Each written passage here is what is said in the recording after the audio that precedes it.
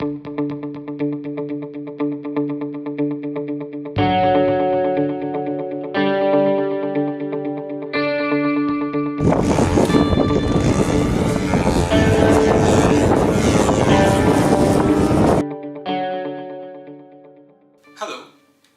After 200 successful test flights, I bring to you the sGyro. You fly the plane and we'll fight the turbulence. Now what sets our product apart? For the first time internationally, the absolute simplicity of setup. It's smart, it's robust, and you just can't go wrong. In this video, I will cover the contents of the package and the entire installation. We have the sGyro, the manual, and all the supporting wires.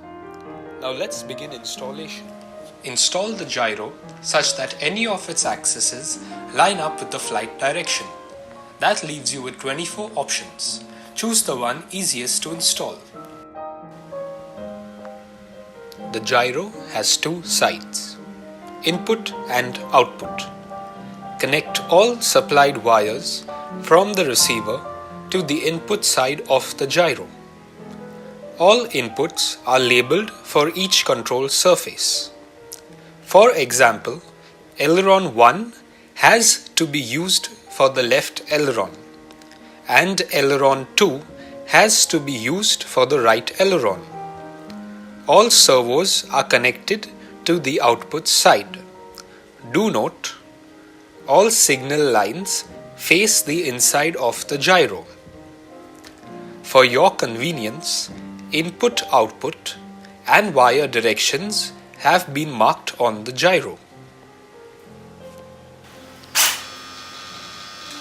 Let's begin the calibration process. It is a 4-step process. Begin by inserting the provided binding pin into the calibration port.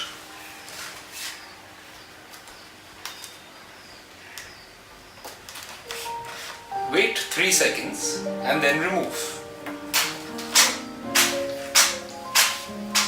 This indicates the calibration sequence has started.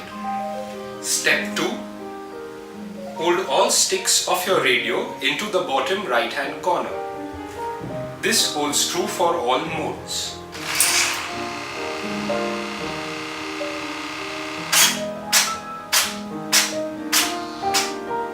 Next step. Hold the aircraft perfectly level. Last step, slowly tilt the nose down till the aircraft indicates that the process has finished.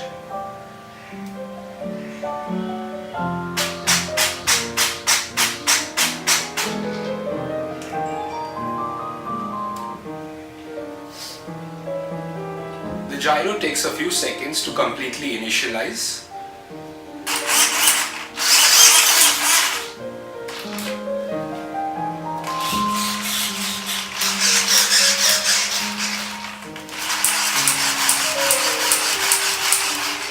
You are now ready for your test flight. Please remember to confirm all the directions yourself. Before test flying, understand the function of the gain channel.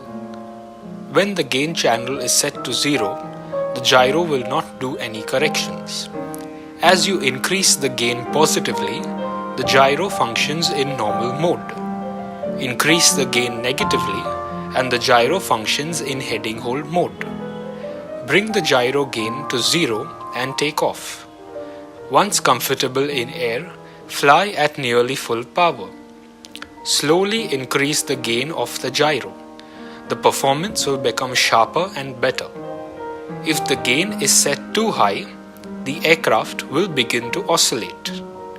Immediately reduce the gain from the radio. This is the final setting for your gyro. Alright then, hope you found this video useful. If you all have any doubts or troubles, feel free to email us at avaAvionics@gmail.com. All the best and safe flying.